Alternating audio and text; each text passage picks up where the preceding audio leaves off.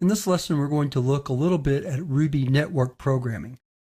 We're going to take a very simplified approach to network programming and just look at one protocol, TCP. So we're going to write what often is called a very simple socket client and a socket server. And in the exercises, we'll elaborate on our client and our server just a little bit. So let's get started. First thing we're going to do is write the client. So we're going to call this program client.rb. To write a TCP client, the first thing we need to do is require the socket library. So we'll write that line first. The next step is to designate a host and a port.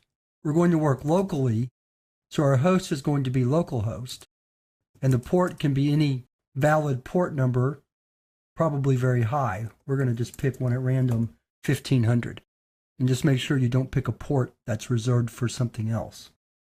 The next step then is to create a socket. We're going to call it sock.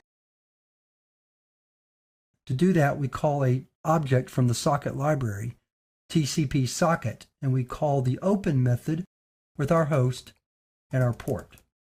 The next step is to write a loop that will read lines coming in from the server and display them. This is a one-way socket. So our while loop says while line is equal to sock.getS. Then we chop the line and display it to our console, and then end the loop. When we're finished, we close our socket. And that's it for the client, so let's save this file. Then we're going to open a new file, and this is going to be our server file. The first step is to require the socket library. Then we create a server object by calling the open method of a TCP server object from the library with our port. And then we write a loop to wait for the client to connect. And we're going to write a message to the client. Then let's write another message to the client. Then let's close the connection, and then let's close it. And you'll notice we run that in a loop. So let's save the file. So now we have a client and a server.